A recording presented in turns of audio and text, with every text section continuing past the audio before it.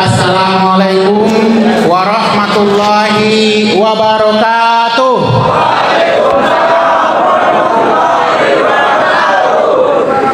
Apa kabar sana kasadonyo? Lain sia-sia. Alhamdulillahirabbil alamin wa bihi nasta'inu ala umurid dunya waddin wa sallallahu ala nabiyyina Muhammadin wa ala alihi wa sahbihi rasulillahi ajmain.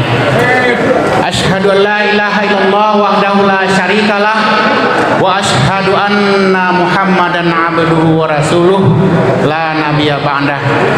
Amma ba'du, yang kita hormati Bapak Pimpinan atau Kepala Lapas kelas 2A Muaro Padang, Bapak Pimpinan Kerohanian Lapas kelas 2A Muaro Padang.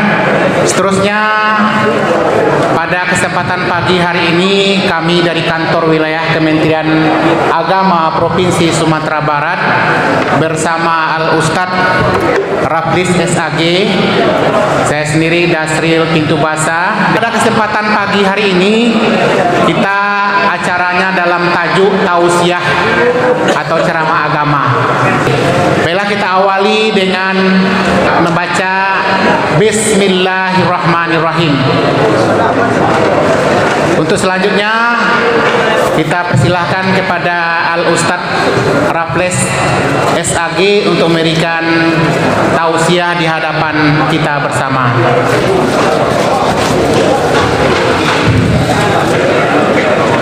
Bismillahirrahmanirrahim. Assalamualaikum warahmatullahi wabarakatuh. Alhamdulillahirabbil alamin wa bihi nasta'in ala umuri dunya waddin. Asyhadu an la ilaha illallah wahdahu la syarika lah wa asyhadu anna Muhammadan abduhu wa rasuluhu la nabiyya ba'dah. Rabbi ishrah li sadri wa yassir li amri wahlul 'uqdatam min lisani yafqahu qawli. Bapak pimpinan lapas yang sama kita hormati, Bapak bidang kerohanian, khususnya kepada saudara-saudara yang hadir pada pagi hari ini dalam masjid.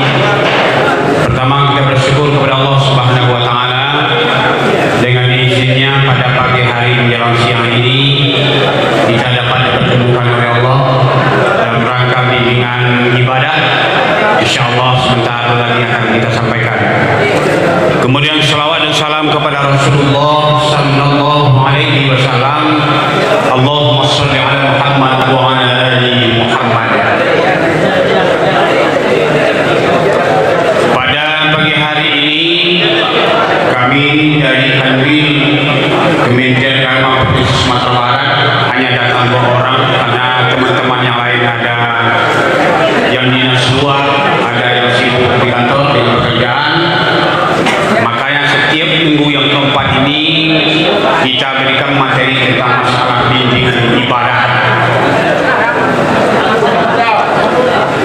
Pada hari ini insyaallah kita akan menyampaikan tentang masalah panduan ibadah Jumat.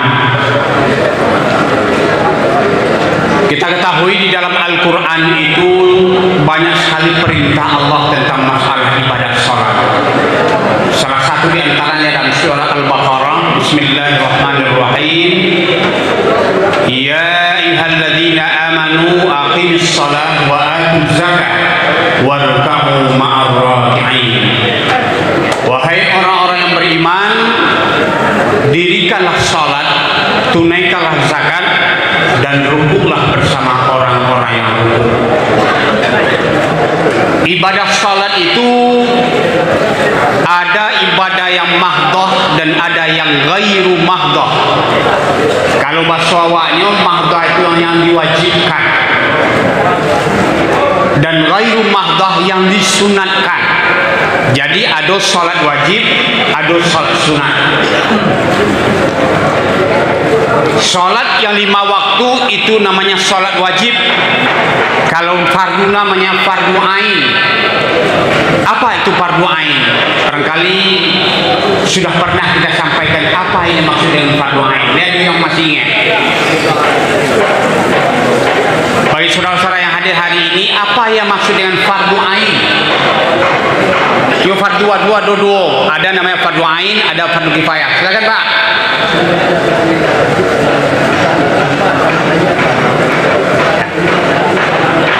Ya.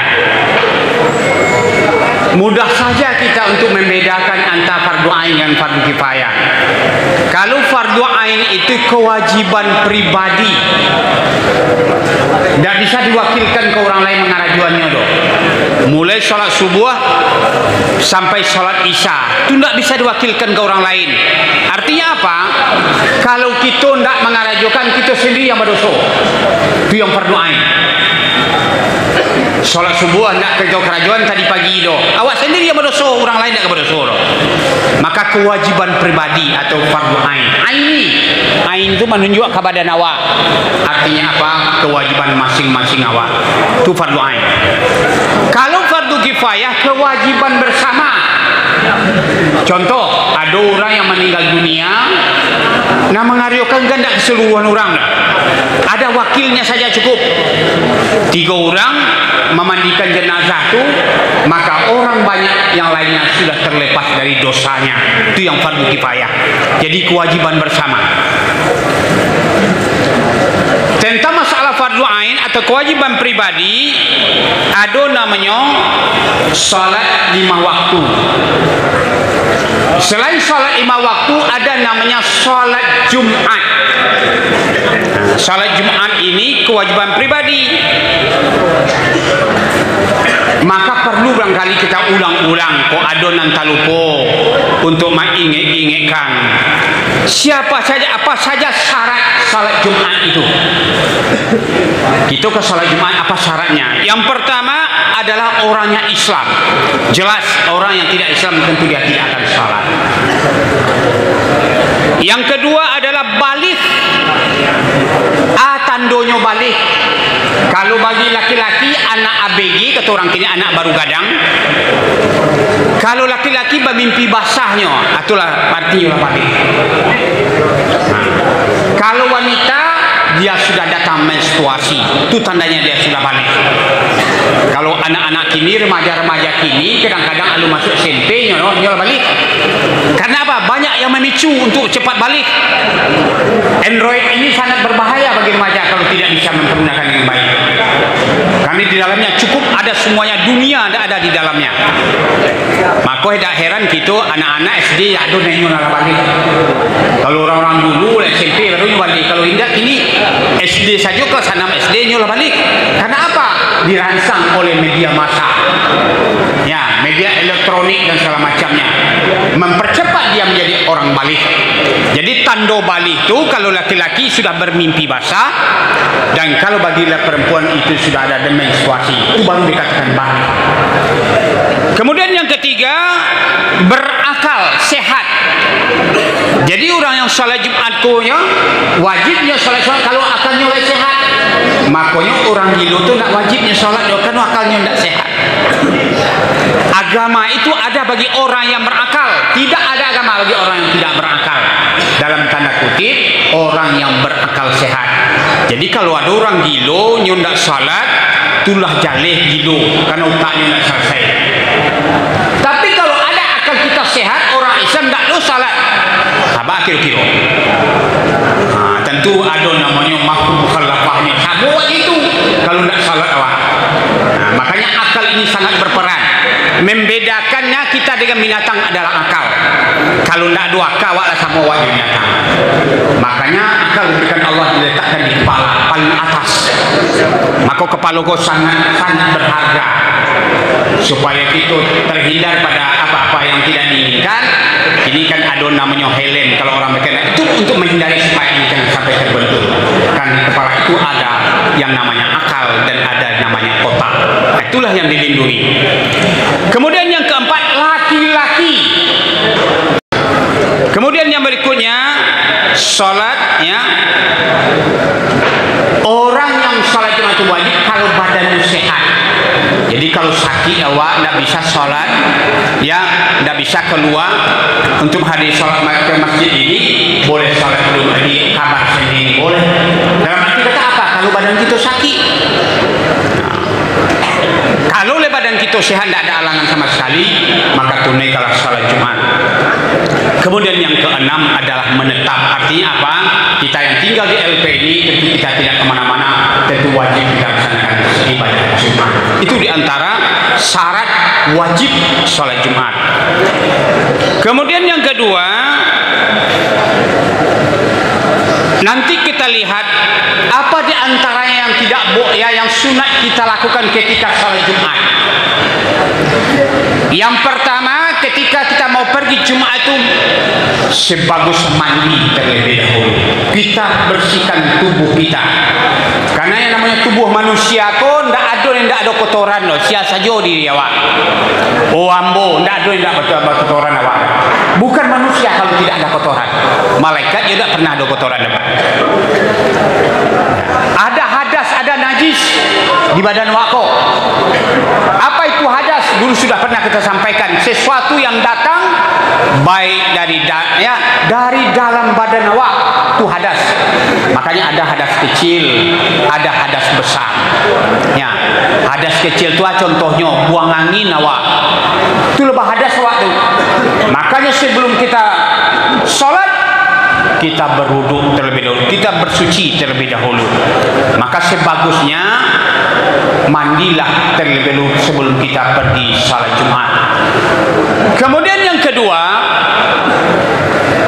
di hari Jumat itu kita disunatkan datang di awal waktu. Ada dalam surah Al-Jumu'ah dikatakan fas'au ila zikrillah wa zarul bay'. Bila sudah datang panggilan Jumat, tinggalkan pekerjaan dulu. Penuhi panggilan Allah. Kadang-kadang awak lepai salat Jumat tapi khatib sudah mulai berkhutbah.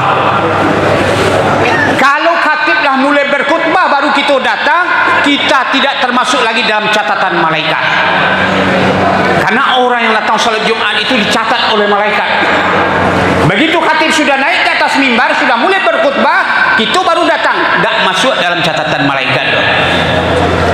Sama je mentemun bungku awak, lain masuk karung tapi tidak ada masuk etongan. Maka jadi awal-awal kita diperintahkan datang. Misalnya salat Jumat sekarang 12.27. Kau dapat jam 2 balik kita dah buat siko. Kita kerjakan salat sunat tahiyatul masjid. Kita berzikir dan berdoa, bermunajah kepada Allah apa yang mau kita minta. Nah. Jadi datang di awal, gunanya ambillah saf yang paling depan. Karena dalam hadis dikatakan saf yang paling depan itu hadiahnya adalah seekor unta. Yang paling belakang sebutir telur. Mencari pahlawan kadang awak atau pahlawan tete itu terserah awak masing-masing. Jadi saf yang paling depan itu tidak ada siapa orangnya, boleh saja. Kalau di masjid, ada datang Pak Gubernur, kemudian orang sudah berisi saf yang paling depan, apakah beliau boleh melangkahi orang? Tidak boleh. Makanya supaya jangan terlangkahi pundak kita oleh orang-orang masuk ke dalam masjid, ambillah saf yang paling depan. Itu yang paling besar pahalanya. Kemudian juga sunat memakai harum-haruman kalau ada. Minyak wangi boleh kita pakai. Karena Rasulullah itu kalau pergi sholat, 1 jarak beliau dari datang ke masjid, letak bau Rasulullah. Tapi tidak minyak wangi yang seperti ada kini loh. Ini kan minyak wangi lah banyak alkoholnya, Pak. Kau dapat yang tidak pakai alkohol, yang asli istilahnya. Itu kalau ada. Kemudian kalau kita sudah duduk, sudah melaksanakan salat tahiyatul masjid, khatib sudah mulai berkhutbah. Ketika khatib sudah mulai berkhutbah, kita tidak boleh berbicara lagi apa yang mau kita bicara, tidak ada lagi. Kadang-kadang ada tiba kawan duduk di belakang, sah masih kosong, disuruh tanpa sengaja duduk ke muka, berarti kita sudah mengeluarkan suara, sudah berbicara, rusak Jumat kita dibuat.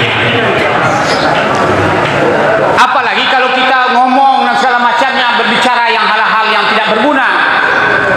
Nah, makanya selama khatib berkhutbah, seluruh jemaah diam, tidak ada bicara. Itu aturan Jumat. Kalau mengecek juga awak, batal Jumat awak, percuma itu pada sholat Jumat. Nah, itu yang harus kita perhatikan. Kita tadi datang beribadah, tapi lantaran mulut kita berngomong-ngomong, akhirnya Jumat kita tidak sah jadinya. Artinya sia-sia ibadah kita. Itu yang harus kita perhatikan. Apalagi kalau misalnya khatib sudah berkhutbah, ya kita sudah terlambat masuk ke dalam masjid, kadang-kadang di luar kita menunggu. Jadi duduklah dengarkan khutbah, karena khutbah itu hukumnya wajib. Kenapa salat Jumat itu 2 rakaat? Karena diganti dengan 2 khutbah.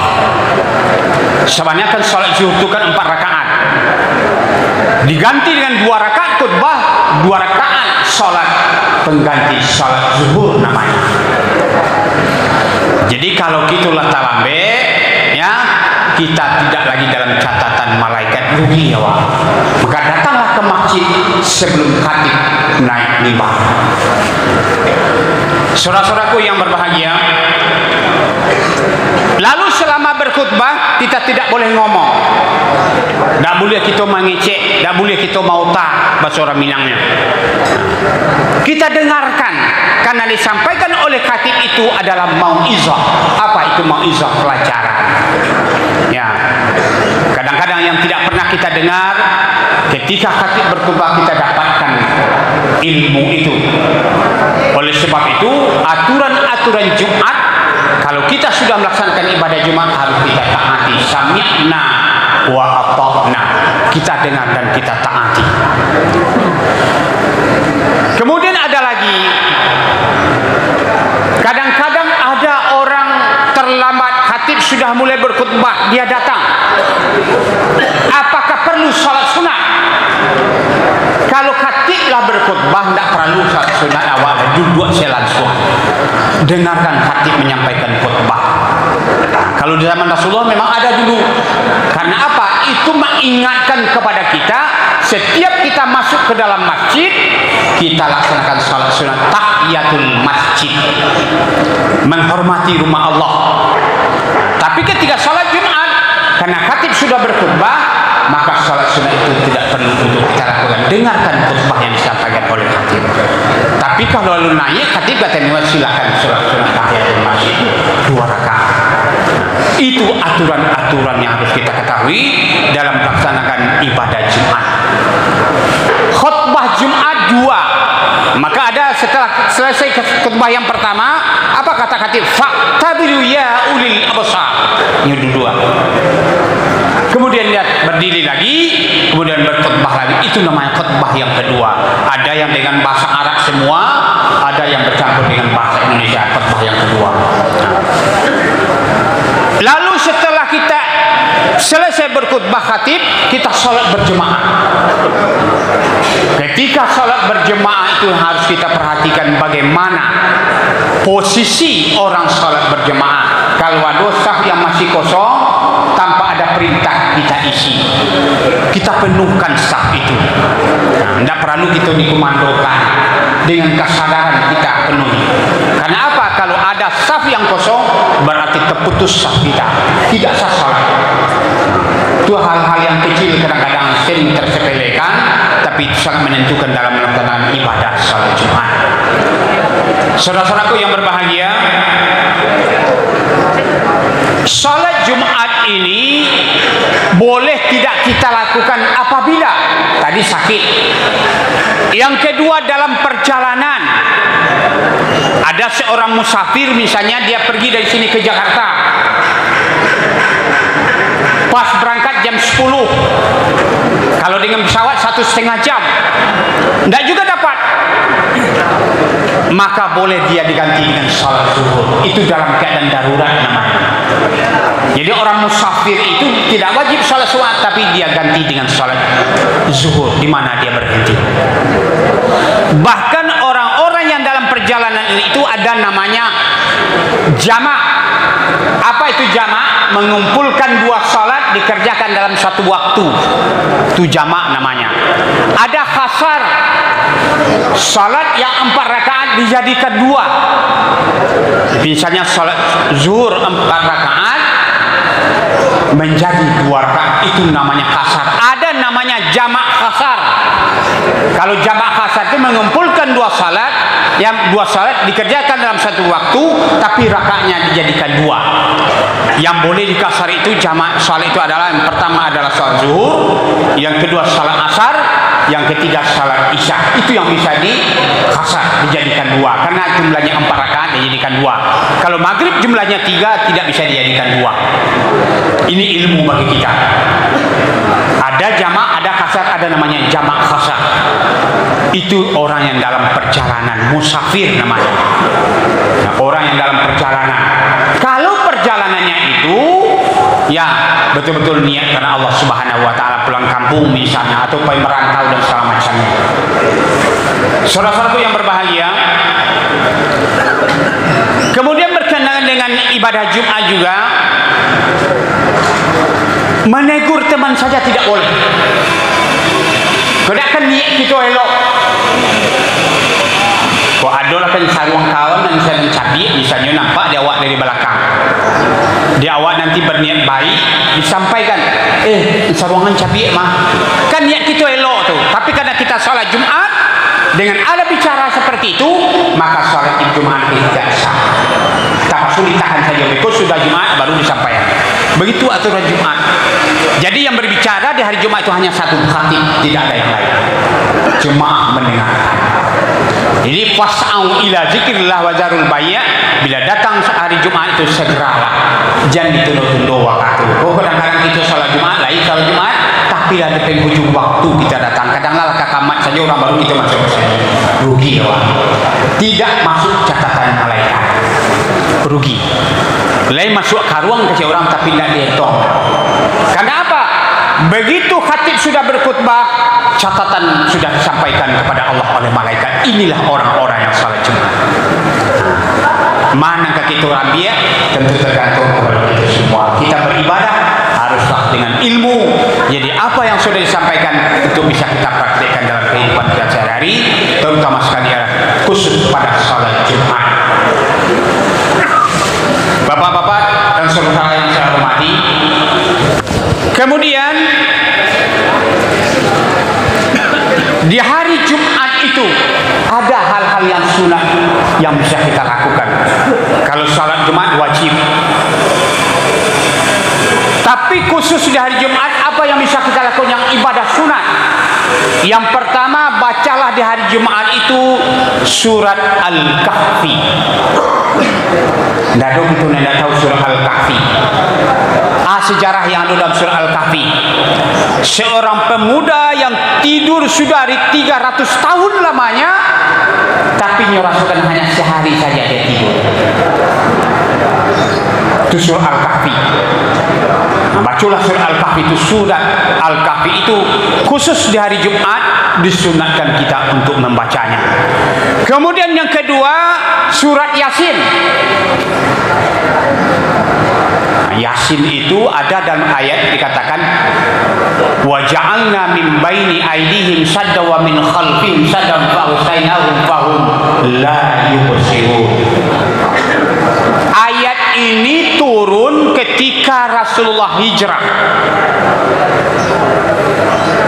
Sekarang kita tahun baru Islam 1445 Hijriah.